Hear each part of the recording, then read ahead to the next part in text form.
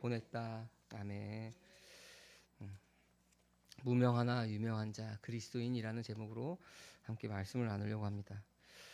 사랑하는 함께하는 교회 성도 여러분, 우리가 함께 예배하는 것들, 또 방문자들이 함께 예배하는 것들이 여러분 어떤 것을 의미하나요? 이 시간 주일날 우리가 세상 사람들이 일요일이라고 그러죠. 주일날 함께 모여서 예배하는 것, 하루를 떼어서 예배하는 것, 이것을 여러분 가운데 어떤 의미가 있습니까?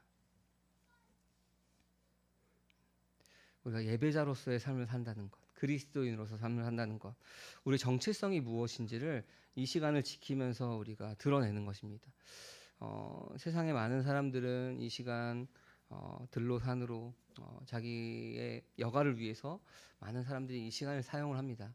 그러나 우리가 그리스도인이라고 말하는 우리들은 이 시간을 따로 떼어서 하나님께 우리가 예배하는, 공동체 예배하는 시간으로 우리가 드려지고 있습니다. 그래서 우리를 사람들은 그리스도인이라고 이야기하죠.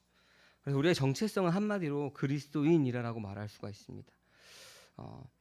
그러면은 여러분, 그리스도인이라고 우리를 부르는 이유는 여러분 무엇일까요? 그 생각해 보신 적 있나요? 내가 그리스도인이라고 부르는 이유. 내가 믿고 있는 종교가 개신교이기 때문에 여러분 그렇게 부르십니까? 아니면은 왜 우리를 그리스도인이라고 부를까요? 제목처럼 무명하나 유명한 자 그리스도인인데 왜 우리를 그리스도인이라고 부를까요? 그리스도를 따르는 사람들이라는 의미를 가지고 있는 것이 바로 그리스도인이라는 의미입니다. 그럼 그리스도를 따른다라고 하는 것은 무엇이죠? 죽으시고 부활하시고 그 모습 그대로, 올라가신 모습 그대로 내려오실 분을 우리가 따라가는 것입니다. 우리가 예수인이라고 하지 않고 그리스도인이라고 하는 것은 예수님께서 죽으시고 부활하심을 믿는 사람들이라는 것이죠. 그래서 우리가 그 믿음을 가지고 이 땅 가운데 살아갈 때 우리는 그리스도인이라고 이야기하고 있습니다. 성경에서 우리가 좀 재밌는 이야기인데, 성경에서 그리스도인이라고 말하는 그 단어가 몇 번이나 나올까요, 여러분? 뭐 5번, 10번, 뭐 한 20번 나올까요? 찾아보면은 비슷했습니다. 3번 나옵니다. 3번. 사도행전에 2번 나오고 베드로전서에서 1번이 나옵니다. 물론 오늘 말씀에서 1번 나오는 그리스도인이라고 말하는 것은 비꼬는 말입니다. 예수쟁이 뭐 이런 의미로 비꼬는 말이지만 사도행전에서 2번, 그다음에 베드로전서에서 1번이 나옵니다. 근데 베드로전서 4장 16절에서 그리스도인이라고 쓰였을 때는 이런 의미로 쓰이고 있습니다. 우리 같이 한번 읽어볼까요? 그러나 그리스도인으로서 고난을 당하면 부끄러워하지 말고 도리어 그 이름으로 하나님께 영광을 돌리십시오. 아멘. 고난을 당하면 부끄러워하지 말고라고 이야기합니다. 그러니까 그리스도인으로서 고난을 당할 것을 당연하게 그냥 밑바탕으로 깔아놓고 이야기합니다. 그리스도인으로서 고난을 당할 텐데 그 고난 당하는 것을 부끄러워하지 말고 도리어 그 그리스도인이라고 하는 그 이름으로 하나님께 영광을 돌리라고 하는 것입니다. 여러분, 그리스도인이라고 하는 것은 왜 고난을 당하고 왜 부끄러워함을 당하는 일들을 겪을까요? 그리스도인이라고 하는 것은 세상의 기준과 다르게 살기 때문에 그렇습니다. 세상과 다르게 살기 때문에 그렇습니다. 세상이 돌아가는 그러한 원리대로 살아가지 않고 우리는 하나님의 원리대로 살아가고 있기 때문에 세상의 원리와 다르기 때문에 우리를 비난하고 우리를 박해하는 것입니다. 그렇기 때문에 우리가 세상의 기준과 다르게 살기 때문에 고난도 오고 환난도 오고 핍박도 오고 박해도 오고 우리가 이해할 수 없는 여러 가지 일들이 우리 가운데 다가오는 것입니다. 세상의 공중권세 잡은 자가 우리를 믿지 못하게 하기 위해서, 우리의 신앙을 유지하지 못하게 하기 위해서 여러 가지 환경으로 우리를 핍박하고 고난당하게 하고 여러 가지 일들이 있는 것입니다. 그래서인지 모르겠지만 우리 2세기 이후에는 이 그리스도인이라고 하는 말이 공식적인 호칭으로 결정이 됩니다. 성경에서 3번밖에 나오지 않지만 1세기 이후에 이제 모든 성도들을 그리스도인이라고 부르자라고 회의해서 오늘날까지도 우리를 그리스도인이라고 하는 것입니다. 사랑하는 성도 여러분, 우리가 그리스도인이라고 말합니다. 우리가 예수님을 믿는 사람들 그리스도인이라고 말합니다. 그러면 그리스도인으로서 여러분들 고난을 부끄러워하십니까? 한번 여러분 돌아보시면은 고난당하고 환난당하고 핍박이 오는 것을 우리는 피하고 싶은 마음입니까? 부끄러워하는 모습입니까? 아니면 우리가 그 고난을 즐거워하십니까? 시편 119편에서는 이렇게 이야기하고 있습니다. 고난을 당하는 것이 내게는 오히려 유익이 되었다. 라고 말하고 있습니다. 왜 그리스도인에게 고난은 유익일까요? 그 고난을 통하여서 우리가 누구인지를 확인하는 것입니다. 세상에서 사단이 우리를 이렇게 저렇게 우리를 괴롭히는구나. 내가 하나님 안에서 믿음을 잘 지키면서 살아가고 있구나라는 것을 확인하는 것입니다.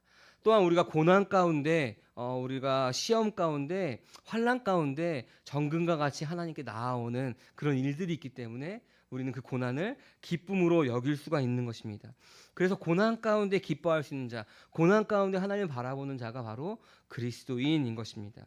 오늘 사도행전 말씀을 통해서 한 3가지 정도를 이야기를 나누려고 합니다.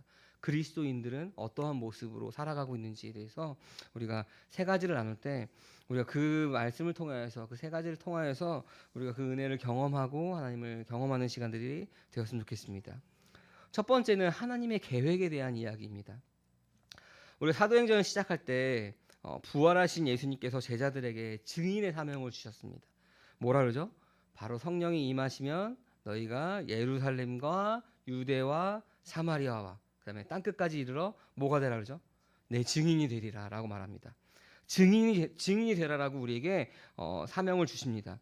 근데 그 증인의 내용은 무슨 내용이죠? 우리가 요약하면 지난 시간에 요약했던 것처럼 예수님이 하나님의 아들이신 것과 그리스도이신 것, 그리고 성경대로 죽으시고 사흘 만에 부활하시고 승천하시고 그 모습 그대로 죽은 자와 산 자를 심판하러 오실 것을 우리가 증언하는 것입니다.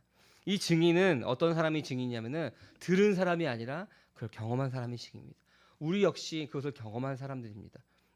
말씀을 통하여서 우리 옛사람이 그리스도와 함께 십자가에 못 박혀 죽었다라고 하는 것을 그래서 그리스도 안에서 우리가 새 생명으로 사는 것을 우리가 경험한 사람으로서 우리도 그 증인이 될 수 있는 것입니다. 사도행전은 그래서 1장부터 12장까지는 예루살렘과 유대와 사마리아까지 그 전해지는 복음의 내용이 나옵니다. 그래서 그 주체가 누구냐면은 우리 베드로 사도가 그 무대의 주인공으로서 주된 내용으로서 증언하고 있습니다. 그다음에 13장부터 28장까지는 이제 그 사마리아를 넘어서 땅끝까지 이방 땅까지 이루어지는 사도 바울의 선교가 주로 이루는 내용이 그 사도행전의 내용입니다. 그래서 우리가 가끔 얘기하는 게 사도행전은 28장까지 있지만 우리가 오늘날 29장, 30장을 우리가 증인으로서의 삶을 살아가면서 우리가 써내려 가야 한다라고 이야기하고 있는 것입니다. 선교의 주체가 베드로에서 바울로 바뀌었습니다. 선교의 중심지가 예루살렘에서 안디옥 교회, 오늘 말씀의 안디옥 교회로 바뀌게 되었습니다. 선교의 대상도 유대 사람에서 이방인으로 점점점 확장되어서 바뀌고 있는 것입니다. 이 유대인들 예루살렘의 전유물로만 생각했던 그 하나님에 대한 복음의 역사가 13장을 시작으로 땅끝까지 전해지는 그 복음이 전해지는 그 포문을 열게 된 것입니다. 그 시작이 어디에 있었냐면은 스데반의 순교에 있었습니다. 우리 19절 말씀 우리 같이 한번 읽어볼까요? 스데반에게 가해진 박해 때문에 흩어진 사람들이 페니키아와 키프로스와 안디옥까지 가서 유대 사람들에게만 말씀을 전하였다. 아멘. 우리 하나님의 계획에 대한 이야기를 하고 있습니다. 근데 하나님의 계획 가운데 우리가 생각하기에는 교회가 이제 세워졌으니 어떻게 해야 되죠?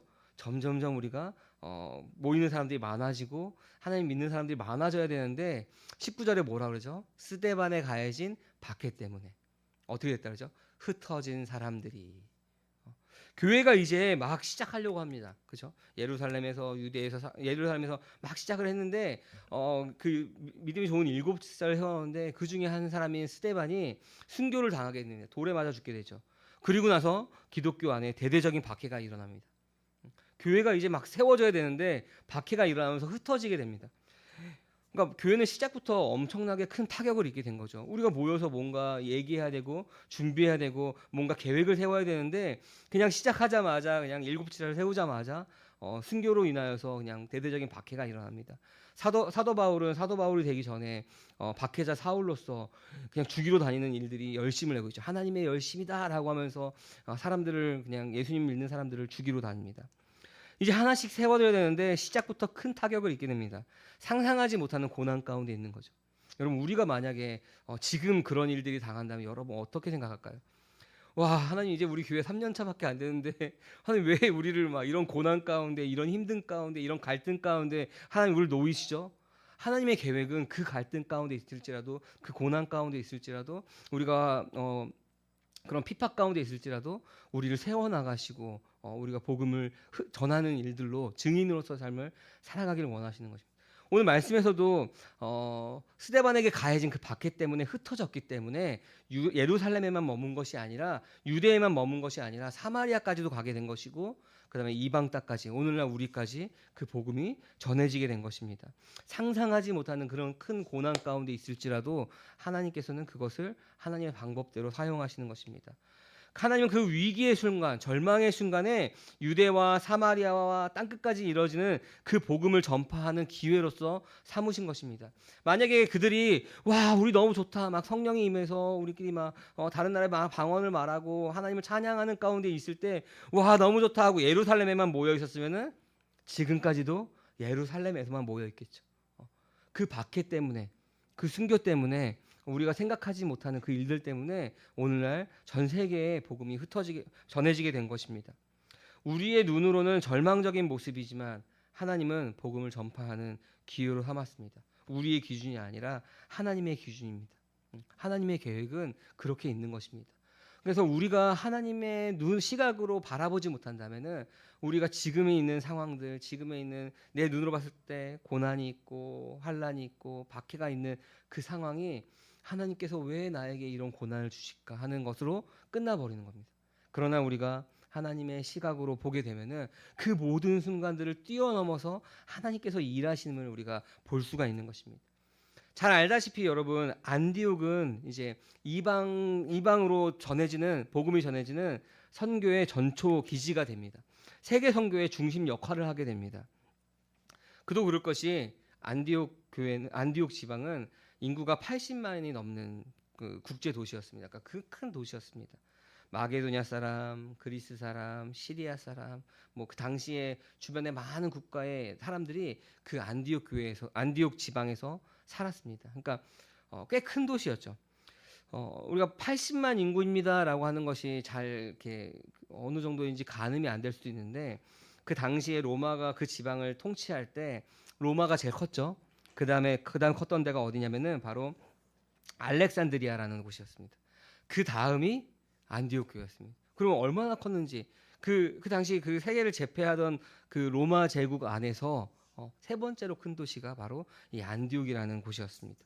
그러니까 당연히 많은 사람들이 오고 가고 많은 인종들이 그 안에서 모여 살았던 것입니다. 반대로 얘기하면은 복음을 전파하기에 굉장히 유리했죠. 막 저 시리아까지 가지 않아도 시리아 사람들이 와 있으니까 그 사람에게 복음을 전하면은 시리아까지 복음이 전해지는 거예요. 스데반의 순교로 대대적인 박해가 있었습니다. 교회는 시작하자마자 위기였고 사라져 버릴 것 같은 고난이었으나 하나님은 이방 선교의 최적의 장소를 바로 안디옥을 준비하셨습니다. 하나님은 그 위기를 복음이 확산되는 기회를 삼으셨습니다.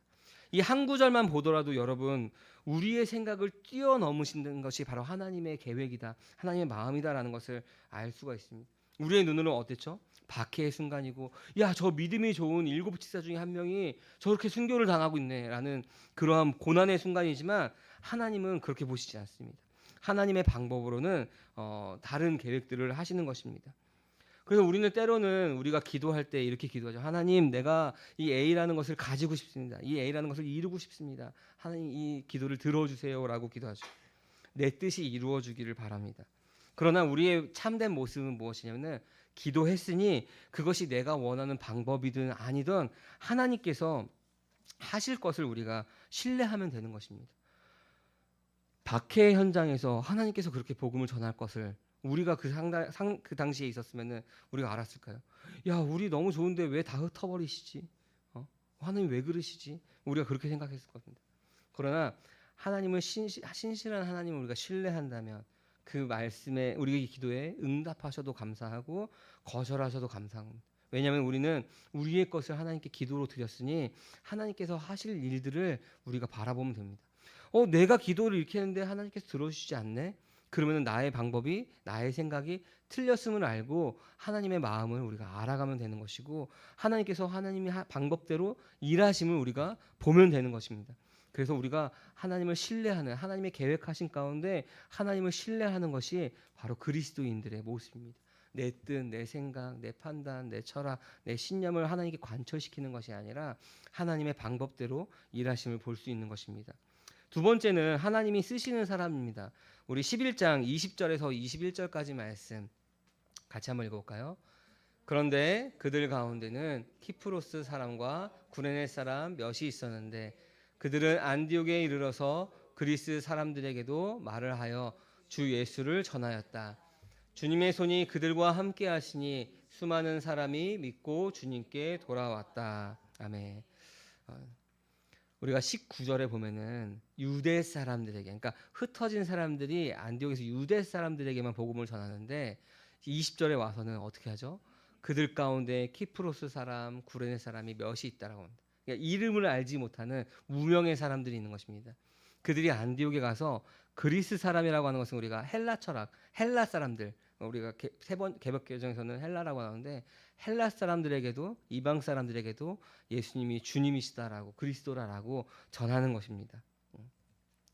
복음 전파 사역 가운데 이방인 몇 사람을 사용하십니다. 근데 그 이방인 몇 사람이 이름이 없는 사람입니다. 그냥 키프로스 사람, 구레네 사람이라고 나옵니다. 무명한 사람이죠. 이름이 없이 무명한 사람들. 그냥 안디옥에 있는 그냥 그 그리스 사람에게 헬라 사람에게 복음을 전하는 무명의 한 몇 사람이 있는 것입니다. 하나님께서는 그 무명의 몇 사람을 사용해서 복음 전파의 시작을 이방으로의 복음 전파의 시작을 하시게 되는 것입니다. 소수였지만 하나님께서는 그들을 통해서 복음을 전하십니다. 인간적으로 볼 때는 안디옥 지방에서 복음을 전하는 것이 쉬운 일은 아닙니다. 왜냐하면은 앞서 말씀드린 것처럼 안디옥 지방은 3대 도시 중에 하나였죠. 근데 그 3대 도시 중에 하나면은 엄청나게 큰 도시잖아요. 큰 도시면은 우리가 유대 사람들을 바라볼 때 로마의 속국, 그죠? 로마의 식민지의 아주 작은 변방의 조그만 나라에 있는 그 사람들입니다. 우리가 인정하지 않는 막 그 그리스 철학이 지금도 유명하잖아요. 위대하고. 그래서 우리가 지금도 그 철학을 배우는데 그러한 철학적인 사상을 가지고 있는 사람들이 볼 때 그 유대 사람은 아무것도 아닙니다. 근데 그 유대 사람들 중에서도 그 예수라는 이름이 좀 흔했는데 그 흔한 이름 중에 하나를 갖고 있는 그 예수가 주님이시다, 그리스도이시다, 메시아다, 구원자시다라는 것을 이야기하는 겁니다. 들렸을까요, 여러분? 초등학생이 대학생에 가서 덧셈 뺄셈을 가리키고 있는 것처럼 보이지 않았을까요?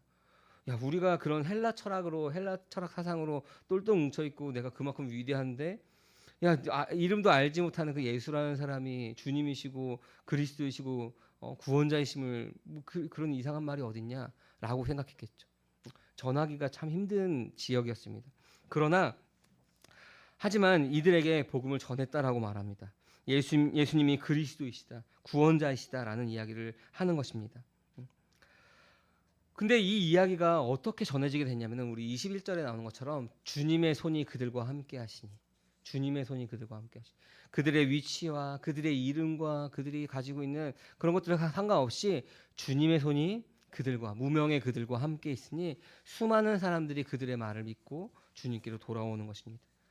오늘날도 마찬가지죠. 하나님께서 쓰시고자 하는 사람들은 자기의 의가 가득한 사람이 아닙니다. 유명한 사람들이 아닙니다. 이름이 있는 사람들이 아니라 무명하나 예수 그리스도의 이름으로 사는 사람들을 통하여서 하나님께서는 일하시는 것입니다. 그들을 통하여서 주님의 손이 그들과 함께 하셔서 그가 전하는 곳마다 그가 행하는 일들마다 그가 전하는 복음마다 그 말씀마다 하나님께서 그들을 통하여서 복음을 전하는 일들로 그들을 통하여서 많은 사람들이 믿는 곳으로 나가는 거예요. 그러니까 거창한 말들이 아니라 우리 교회 한번 와봐. 예수님이 우리를 위해서 돌아가셨대. 뭐 이런 말들이라도 하나님께서 그들과 함께 하시면 그 말을 통하여서 하나님이 일하시는 것입니다. 내 이름으로가 아니라 나의 의로가 아니라 예수 그리스도의 이름으로 사는 사람들을 통하여서 일하시는 것입니다. 그것이 그리스도인이라고 말한 겁니다. 나의 의가 드러나는 것이 아니라 내 옛사람이 그리스도와 함께 죽고 이제 새 사람으로 그리스도와 함께 사는 우리가 그리스도로 말미암아 살아가는 것이 바로 그리스도인이라고 말합니다. 성경에서는 종종 그 이름 없는 사람들이 나옵니다. 여러분 우리가 창세기부터 쭉 읽다 보면은 이름 없이 그냥 나왔다가 들어가는 사람들이 굉장히 많이 있습니다. 그 중에 한 사람을 이야기할 텐데 잘 들어보세요. 성경에 우리가 모세의 이야기가 나오기 전에 바로 왕이 어떻게 하죠? 히브리 산파들을 통해서 다 죽여버리라라고 이야기하죠. 근데 어떻게죠? 그 히브리 산파들이 하나님을 경외함으로 두려워함으로 바로에게 가서 거짓말을 하죠. 우리가 가기도 전에 이 히브리 산파들이 워낙 힘이 좋아서 우리가 가기도 전에 아기를 다 낳아버렸다. 사실은 그게 아니었죠. 근데 그 이름 없는 히브리 산파들 그들을 통하여서 하나님이 일하시는 것입니다. 죽음을 각오했죠. 바로 왕에게 거짓말을 했을 때 우리가 죽을지언정 우리가 하나님을 두려워하는 마음으로 하나님의 뜻을 행하는 것입니다. 하나님께서 그들을 통해서 일했습니다. 때로는 그 이름 없는 사람들을 통해서 일합니다. 내 의가 나타나는 것이 아니라 나의 이름이 나타나는 것이 아니라 이름 없는 자를 통해서 하나님께서는 일하는 것입니다. 우리 한 사람 한 사람을 볼 때 우리가 다 이름이 있지만 우리가 거대하게 볼 때는 무명한 사람들과 같죠. 이름이 없는 사람들과 같습니다. 그러나 우리 안에 그리스도로 말미암아 하나님 나라 확장 가운데 우리가 그리스도 안에 있다면은 그 가운데 함께하는 것입니다. 주님의 손이 함께하시니, 주님의 손이 함께하시니, 우리가 하는 것이 아니라 주님의 손이 함께하심으로 우리가 수많은 사람들이 주님께로 믿고 돌아오는 일들을 우리가 할 수 있는 것입니다. 세 번째는 부르는 호칭이 달라집니다. 우리 26절 말씀 우리 같이 한번 읽어볼까요? 그를 만나 안디옥으로 데려왔다. 두 사람은 1년 동안 줄곧 거기에 머물면서 제자들은 안디옥에서 처음으로 그리스도인이라 불렸다. 아멘. 혹시 제 말이 좀 빠른가요? 좀 빨라 천천히 하겠습니다. 그를 만나 안디옥으로 데려왔다라고 이야기합니다. 누구죠? 바나바가 사울을 만나 다소에 있는 사울을 만나서 데리고 왔습니다. 안디옥으로. 그래서 그 안디옥에 머물면서 교회에서 모임을 가지고 많은 사람들을 가르치고 제자들이 안디옥에서 처음으로 그리스도인이라고 불렸습니다. 그리스도인이라고 불렸던 그들의 호칭이 달라지게 된 것입니다. 그들이 그 안에서 그 안디옥 지방 안에서 무엇인가 달랐겠죠. 세상의 원리대로 세상의 이치대로 살아간 것이 아니라 무엇인가 다른 모습으로 살아가고 있었습니다. 이방인이었기 때문에 그 구약을 잘 알고 있는 사도 바울이 와서 그들에게 구약에서 이야기하고 있는 이것이 바로 예수 그리스도를 가리키는 것이다.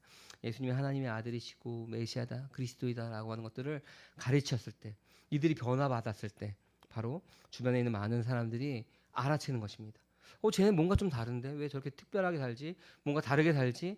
쟤네들은 그리스도인. 그러니까 그때 당시에는 욕하는 거였죠. 저 예수쟁이들. 에이 그리스도인들 이렇게 욕하는 모습이었지만 그 모습이 그 이름이 참 지금 생각해 보면은 굉장히 좋은 것 같습니다. 의미가 있는 이야기입니다. 우리가 이 호칭을 예수인이라고 부르지 않잖아요. 왜냐면 예수를 믿는 사람들인데 아우 저 예수인들 하지 않고 그리스도인이라고 합니다. 굉장히 의미 있는 말이죠. 왜냐하면 이 그리스도인이라고 하는 것은 이 사람들이 무엇을 믿는지를 이야기하는 겁니다. 예수님이 하나님의 아들이신 것과 메시아이신 것을 믿는 것입니다. 그리고 또 한 가지 중요한 것은 그리스도인이라고 불렸던 것은 유대교 안에서 분리되었다는 것을 의미하는 것입니다. 이제 드디어 유대교의 한 분파가 아니라 기독교로서 개신교로서 그 유대교 안에서 분리되었음을 이야기합니다. 사도행전에서 그 전까지는 믿는 사람들을 뭐라고 이야기하냐면은 믿는 자들, 제자들, 형제들, 신도들 뭐 이런 이름으로 불렸습니다. 근데 이 호칭은 유대교 안에서 한 분파로서 그냥 유대인들이 믿는 사람들, 예수를 믿는 사람들, 예수님의 제자들, 예수님을 따르는 신도들 이렇게 불렀던 겁니다. 근데 이제 그 유대교의 한 분파처럼 생각했던 것이 이제 이 복음이 그 유대 지방, 팔레스타인 지방을 넘어가면서 그리스도인이라고 불렸던 것입니다. 우리가 3번밖에 나오지 않았다 그랬죠. 그러나 이 세기에 들어서는 그 이름을 공식적으로 사용합니다. 우리가 그리스도인이라고 하는 것을 부끄럽지 않고 자랑스럽게 생각하는 것입니다. 제자들도 그리스도인이라고 불렸던 것은 유대교 안에서 분리되었음을 우리가 알 수가 있는 것입니다. 이게 왜 중요하냐면은 분리되었어. 근데 뭐 당연히 분리되어야 되는 거 아니야? 라고 생각할 수 있죠. 근데 분리되었다는 것은 종교적으로 로마에서 보호를 받지 못한다는 겁니다. 유대교는 로마에서 보호를 받았습니다. 그 종교로서 보호를 받았습니다. 근데 그 유대교에서 떨어져 나갔다는 것은 더 이상 그 로마 안에서 그 로마의 식민지 안에서 보호를 받지 못하는 것입니다. 그냥 막 죽여도 상관없는 거예요. 야, 로마 황제가 주인인데 쟤네들은 예수를 주인이라고 저 죽었던 사람을 주인이라고 섬기며 살아가네 하고 박해가 일어나는 거죠. 대대적인 박해들이 일어날 수 있는 것이 바로 그 유대교에서 떨어져 나갔다는 것입니다. 그래서 박해도 받고 고난도 받고 환난도 받고 하는 것입니다. 그럼에도 불구하고 그리스도인이라고 하는 그 이름을 부끄러워하지 않는 것입니다. 근데 오늘날은 그거랑 조금 다르게 그리스도인이라고 불리는 게 좀 부끄러울 때가 좀 종종 있죠. 우리가 식당 같은 데서 막 기도하는 것도 약간 눈치도 보이고, 왜냐면은 코로나를 겪으면서 기독교인들이, 그리스도인들이 세상 가운데 세상의 도덕적인 기준보다 더 못한 자들로서 살아가기 때문에 초대교회 때와는 조금 다른 부끄러움이 있지만 그 부끄러움을 가지고 살아갑니다. 왜 그렇죠? 왜 그런 부끄러움을 가지고 살아죠? 우리가 예배자로서 그리스도인으로서 온전히 살아가지 못하기 때문에 그렇습니다. 교회 안에서는 홀리하고 교회 안에서는 참 좋지만 교회 바깥에 나가서는 우리가 믿지 않는 사람들보다 더한 모습으로 살아갑니다. 예수님께서 세상의 빛과 소금이 되라고 하셨는데 우리는 세상의 빛과 소금이 되기는커녕 세상에 악을 끼치면서 살아가는 것이 그리스도입니다. 우리가 아모스서를 지금 주중에 이제 금요일 날 나누고 있는데 아모스서에서는 바산에 살찐 암소들이라고 이야기하는 그 사마리아의 여인들 어떻죠? 왜 그렇죠? 자신의 욕심으로 약한 사람들 것을 강탈함으로써 그것을 가지고 하나님께 드리면서 우리는 하나님을 예배한다라고 하는 그 가증스러운 것을 하나님께 싫어하신다라고 하는 거예요. 우리의 삶이 그리스도와 전혀 상관없는 삶으로 살아가면서 교회에 와서 우리가 그리스도인이라고 부르는 것을 하나님께서 싫어하신다는 것입니다. 예배자로서의 삶이 없기 때문에 그런 것입니다. 여러분, 예배자로서의 삶이 되게 거창한 것이 아닙니다.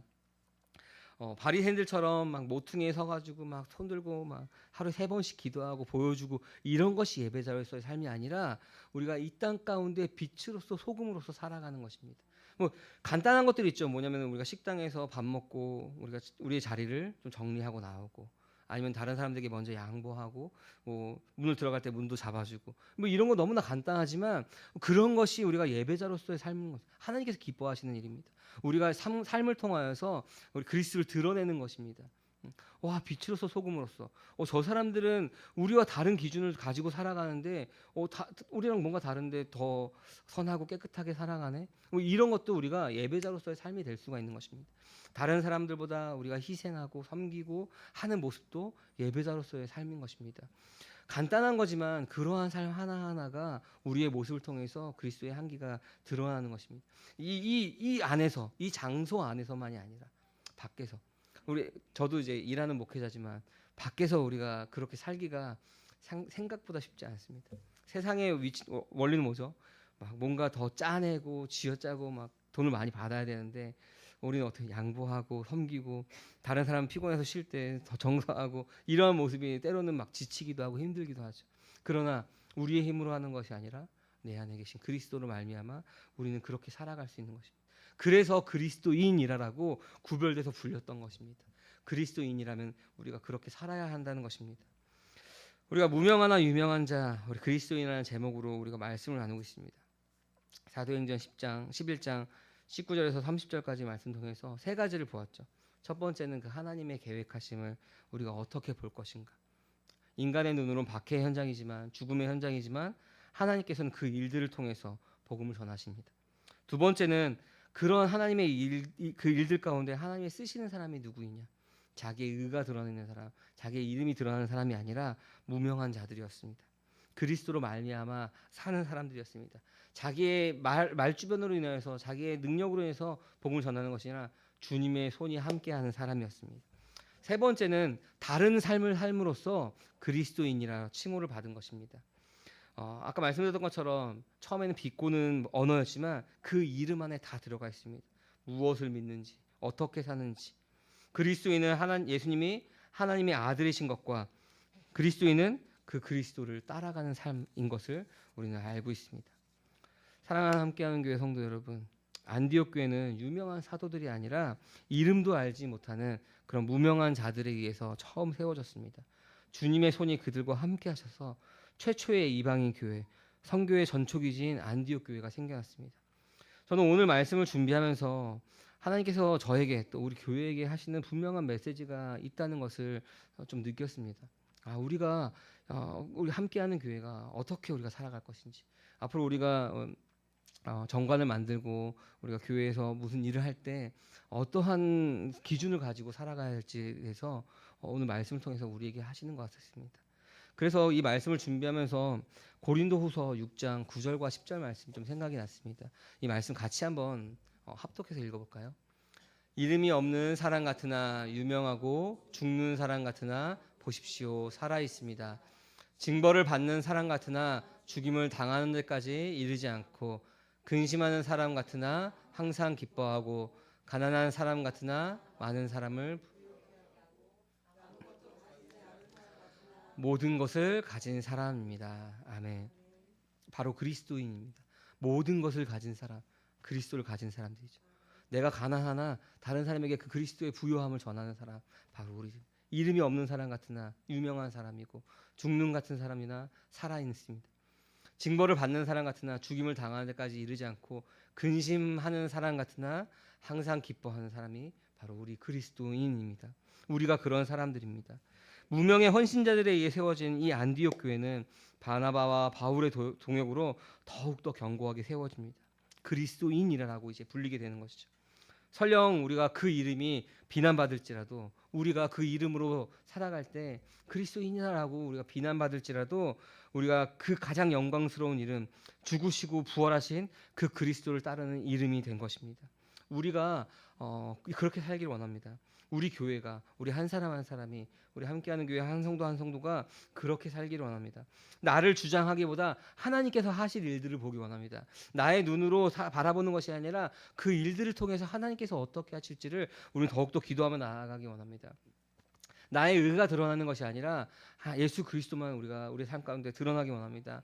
우리가 다른 사람을 부요케 하는 자로서 살아갈 때, 다른 사람들을 부유하게 하는 자로서 우리가 그렇게 살아갈 때 사람들은 우리를 그리스도인이라고 부르는 모습입니다. 우리가 우리 한 사람 한 사람이 다 세상의 기준이 아니라 그리스도로 말미암아 살아가는 함께하는 교회 모든 성도님들 되시기를 주님의 이름으로 소망합니다. 아멘.